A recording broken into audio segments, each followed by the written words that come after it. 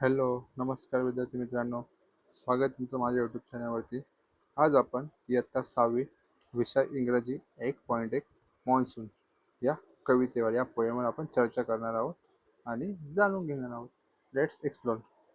Name the 5 seasons in India. Tell one feature of it.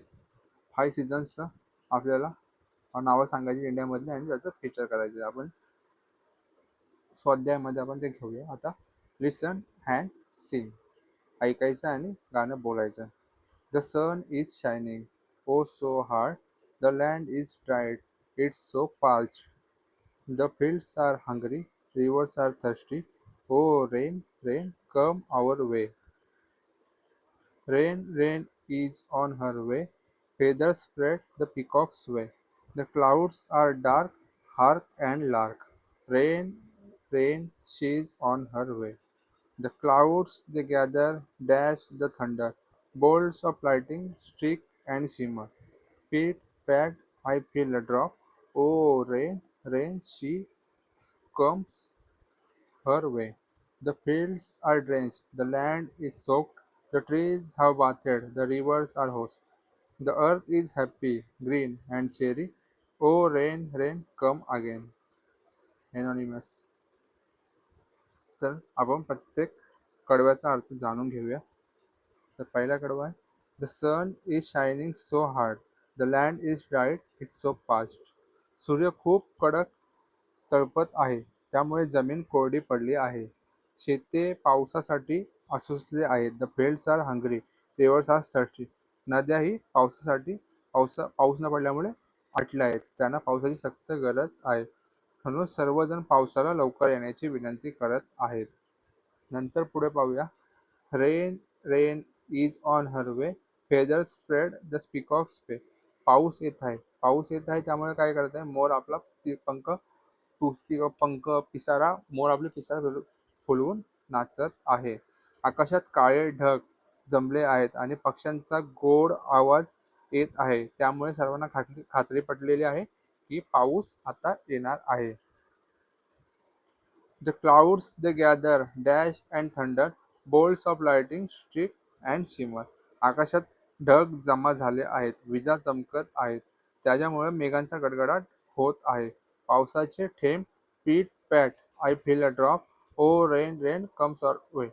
पावसाचे थेंब टप टप पडू लागले आहेत आणि अखेर पाऊस आता सुरू झालेला आहे. The fields are drenched, the land is soaked, the trees have bathed, the rivers hoarse. The earth is happy, green and cheery. Oh, rain, rain, come again. पावसामुळे संपूर्ण शेती पूर्ण भिजली आहे. जमीन ओली झाली आहे.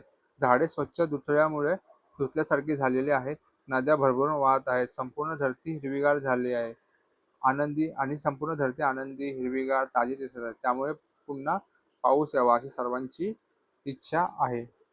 आता या कवितेत काय सांगितलं आहे की पावसाचे महत्त्व सांगितले आहे. पावसामुळे निसर्गाला कसं नवजीवन मिळतं, शेती कशी हिरवीगार होते, नद्या भरतात, संपूर्ण पृथ्वी आनंदी होते.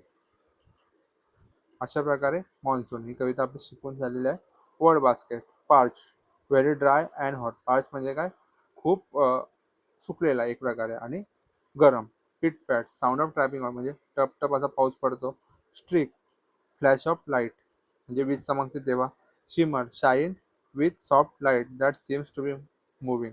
अशी गोष्ट जी आपल्याला लाईटीसारखी धावताना दिसते. ड्रेंच म्हणजे पूर्ण ओला. होस म्हणजे rivers flow strongly as spring water म्हणजे नद्या जोराने वाहतात.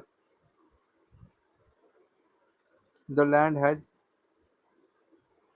काय झालेलं, dry. The rivers are soak. नाही सॉरी, होस.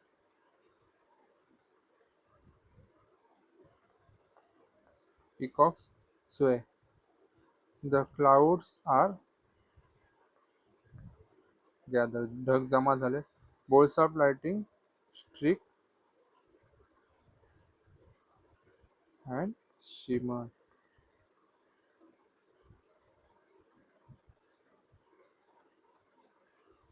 If it is does not rain, पाऊस नाही पडला होता.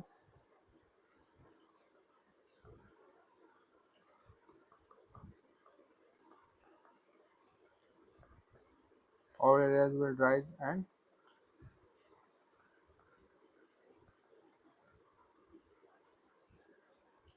if rains continuously then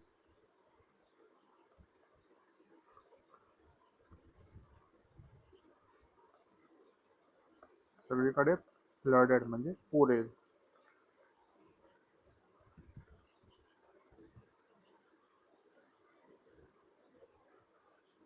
आता इथे रॅमिंग वर्ड लिहायचे तुम्हाला प्लस याचा अर्थ लिहायचा आहे.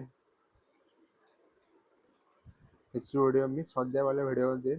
तुम्हाला ही वाली कविता आवडल्या आपल्या चॅनलला सबस्क्राईब करा, व्हिडिओला लाईक करा, जास्तीत जास्त मुलांपर्यंत आपले व्हिडिओ पोहोचवा आणि तुमचं प्रेम असंच आमच्यावर राहू द्या. धन्यवाद.